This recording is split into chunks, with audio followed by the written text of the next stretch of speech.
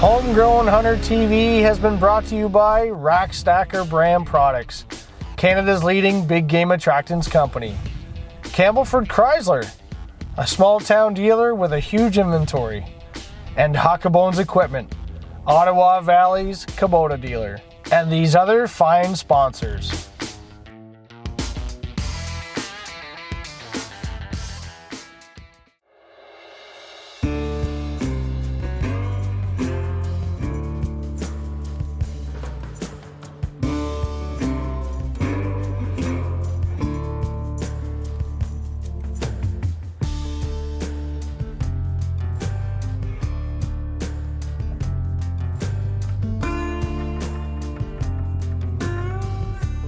In this episode, we're hunting Ontario black bear the spring of the year.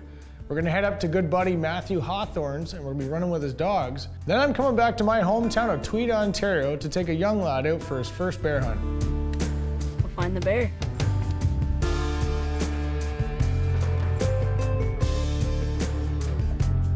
It's the springtime. We're gonna be going up there over some baits to find out exactly what Matt does with running his hounds, because we've never experienced it before and we've heard lots about it.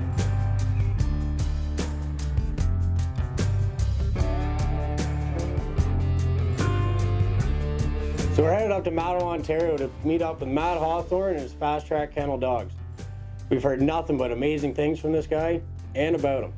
We're gonna go out, check some baits. He's running about 10. Check our cameras in the morning, see if we can find a suitable bear, and let the dogs go.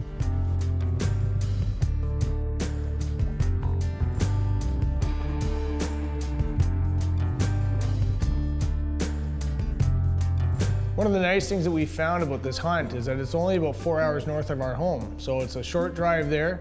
We traveled up through kind of central Ontario, which beautiful lakes and mountainsides, and I, at this point, didn't even know there was mountains in the area until we got up to Mattawa. Tiny little town. There's a lot of crown land up there with a lot of bears. It's in big bear country. I know that Matt had a successful bear hunt this spring and shot a 600-pound plus bear up there. So we're looking forward to going up there through the mountains and seeing what kind of challenges it lays ahead.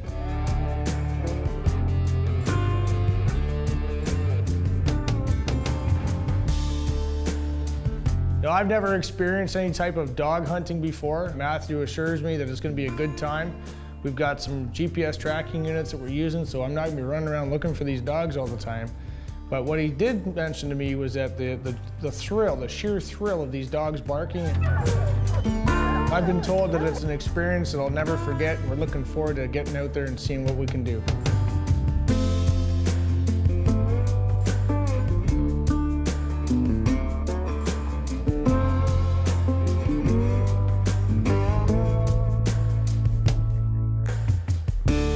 We got ourselves a camp here. I want to show you our sleeping quarters. Come on in for a second.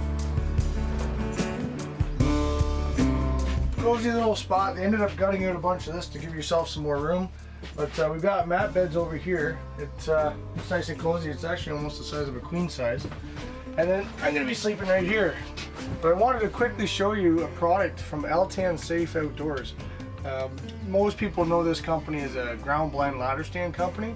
But in fact, they have a lot of accessory items, and in this case, Matt and I are going to be sleeping in these sleeping bags. Now, I was here last night and slept real quick. We didn't have much time to get our truck unloaded, but these sleeping bags, it's called the Hunt Extreme, and they're meant for -10, and it got pretty chilly. Woke up this morning, my face was all cold, but my body was quite warm. So check out L10 Safe sleeping bags. They're quite comfy and perfect for this type of extreme hunting. So. This is our sleeping quarters for the next couple of days. Hopefully we'll be able to smack a couple bears and we'll be on our way home.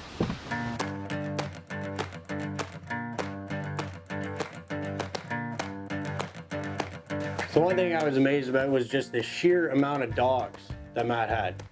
You know, we usually deer hunt. You got 3 dogs, 4 dogs. No, this guy's got 17 dogs. All healthy as can be and kind as heck. You can climb in the truck, no problem. And Matt does an amazing job at keeping them healthy and keeping them trained. He runs them every day. No matter if it's bear, deer, coyote, that guy is busy with his dogs 24/7.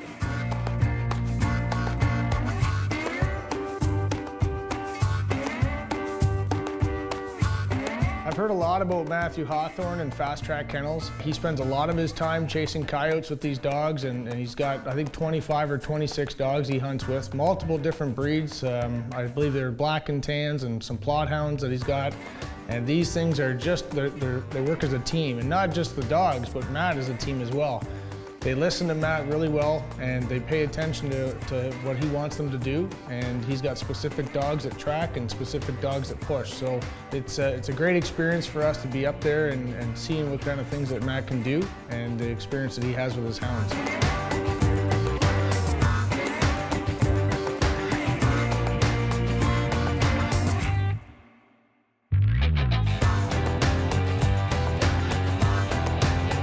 So one cool thing about these GPS units is that we know when the bear is treed. It shows a certain signal, and we know where to go and how to get there.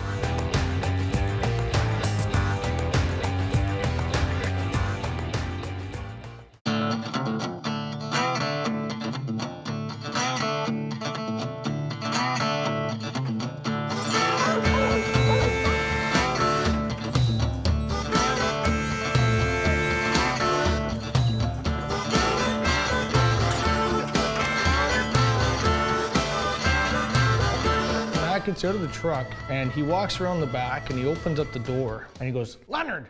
Leonard!" And Leonard comes and he lets the dog out, closes the gate, puts the dog down and goes, "Now go." Come on, Leonard. Ready? Here. Whoa. Here.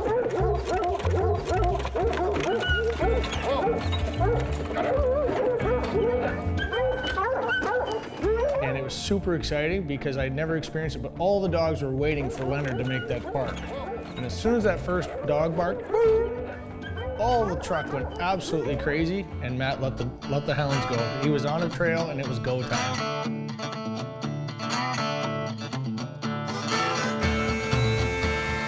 Talking to Matt, talking strategy and what the plan was going forward, he had said that he had set out 9 or 10 baits with corn and with our attractants, the bear slop and the ITG, or It Takes Guts bear attractant, and the bears were coming to the bait.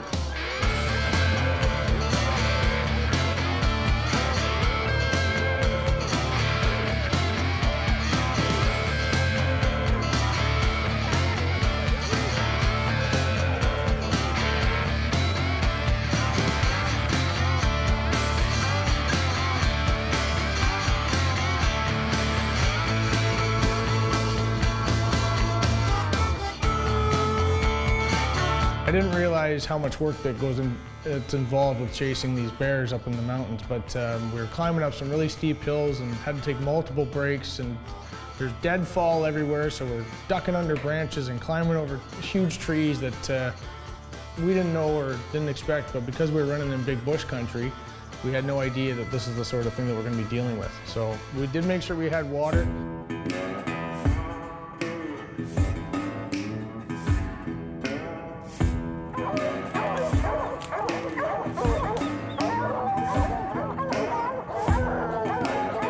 Found the bear, we had to tie up all the dogs. Matt got prepared to take the shot.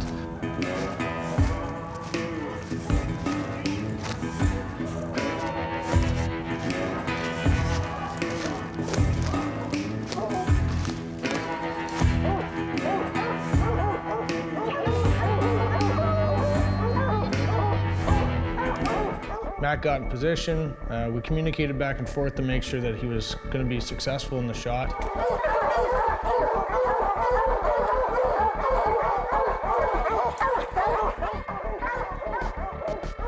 I'm good.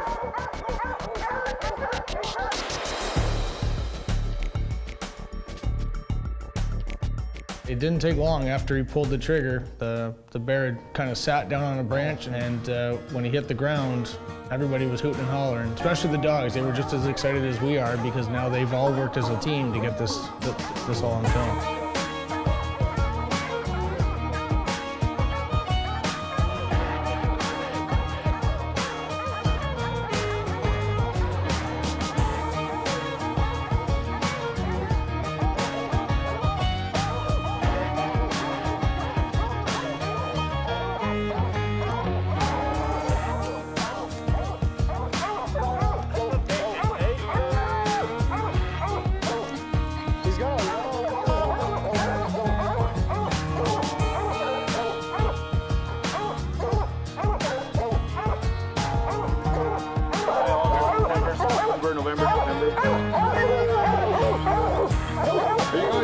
7? Okay, that explains it.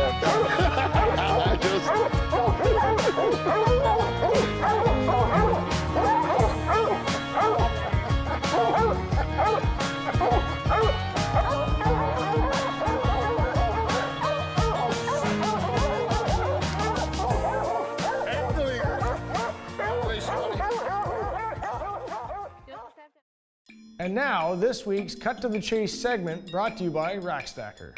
In this week's Cut to the Chase segment by Rack Stacker, we're using 3 different products to bring the bears into our area so we can be successful in the field. The first product that we're going to talk about is a product called Black Licorice Bear Slop. This stuff here we use in the field while you're pouring it out on the ground because it's got a strong concentrated scent of black licorice which draws bears in from a long way away. You can spread this on trees or pour it on down logs. I like to splash it up on the trees to get that scent dispersed. It Takes Guts is a product that we produce as well, and it's a concentrated formulation that this one here specifically is called Rotten, and it stinks like rotten beaver. Yeah, so you don't want to open this indoors. It's really, really strong, and most people don't like the smell of it. But it's a curiosity smell for bears to come out of the bush. While we were checking our trail cameras once Matt and I got into the site, I was using a product called Glazed Donuts, and this is a mist that you can spray into the trees. And it freshes the smell up. It's new, it's a curiosity scent as well. Works really well for bears if you're going to be going out in the site and hunting it specifically for that day. It's a great product for using.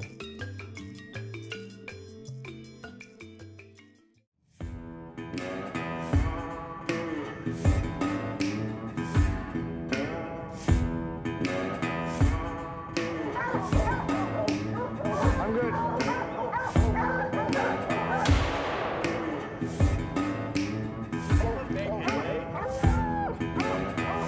All over and said and done, the hard work was walking that bear 2.5K out. To bring a 4-wheeler into this location, there's no way. It's super thick, there's way too much downfall. We would have had to spend hours cutting with the chainsaw.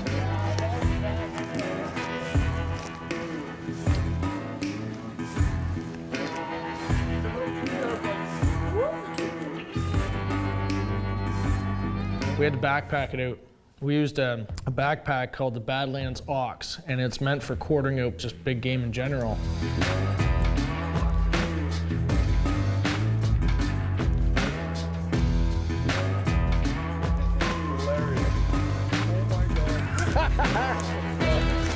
Matt had strapped this thing together and we had all lifted, and he put this 180-pound bear on his back and he walked her down the mountain. It was pretty intense to watch, but Matt's a home builder for a living and a strong guy, so he had no problem carrying that out with the backpacks.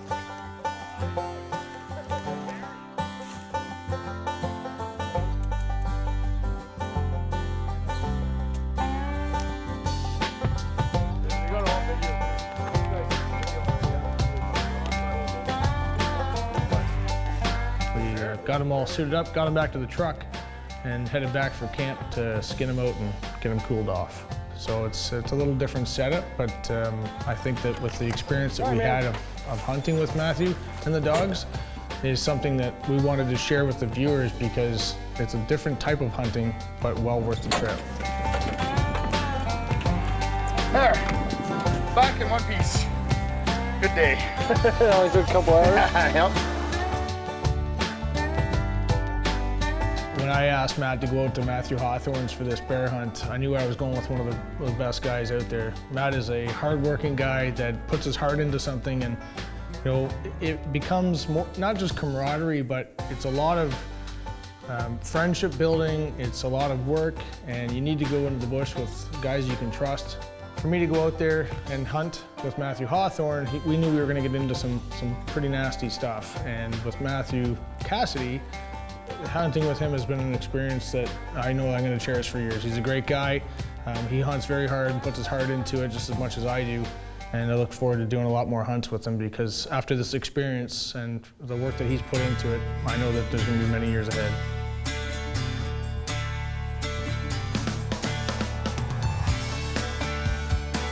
Thoroughly enjoyed hunting with Matt Hawthorne and his dogs with Fast Track Kennels. You should definitely check him out on Facebook. He has his stuff organized, he knows what he's doing, and we tagged out in 2 days.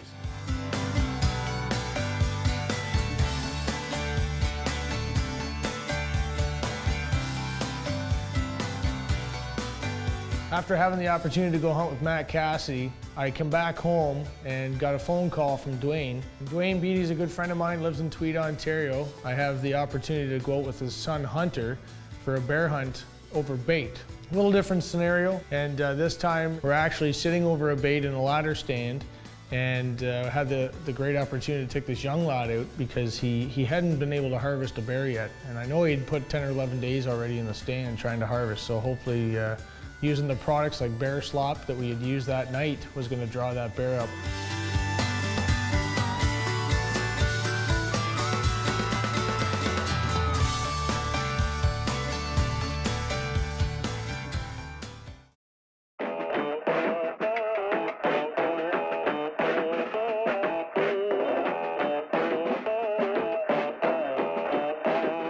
So this young lad, Hunter, his dad's a train conductor, and he spent a lot of time on the road. There's not always an opportunity for Hunter to go out, but I do know that him and his dad spent an awful amount of time baiting these bears and getting them coming in. So I offered to Dwayne that I would take Hunter out.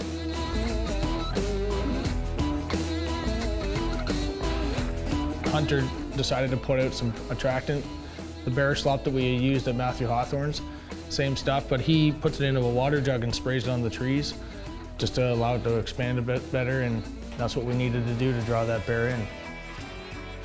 As I'm sitting there chatting with Hunter, we're sitting in the stand kind of just chatting back and forth, and out of nowhere I spot a piece of black coming down the trail.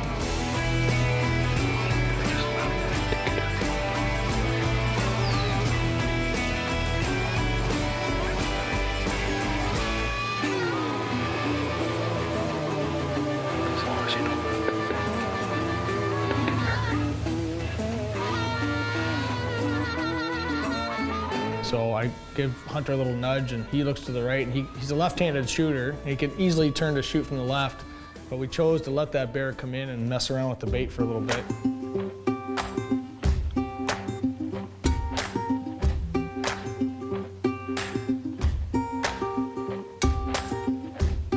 And the wind was perfect. It was right in our face, so we knew that the bear wasn't going to get downwind of us.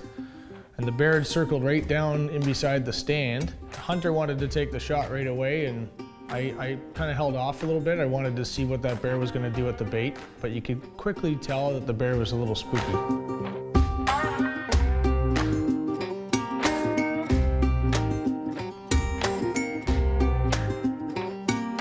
So he came down and circled around to the right of us, and as he entered the bait, I thought this is a good opportunity to shoot.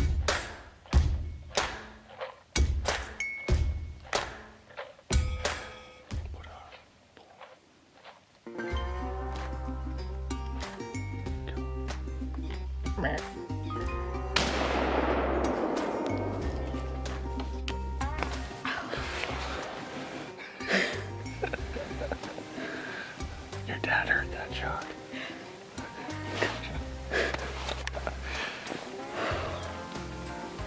So the bear had started to walk away from the bait, and Hunter had pulled up his gun and gotten ready. I gave him the green light to shoot, and he couldn't have hit it any better. And when he had shot that bear, it was getting to be dark. We're just listening for the death mode.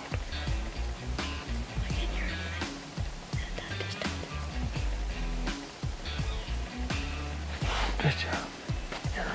We didn't hear any death moans, so we wanted to wait, and Dwayne had come over after about dark, and we went after the bear to find it. It was a little tough. Being black, there wasn't a whole lot of blood, and there was also rain that was happening in the forecast, so we lost a little bit of blood, but we did find this bear. We were very successful in the field with him, and it was a pleasure of mine to be hunting with Hunter and taking his first bear on film. It was pretty cool.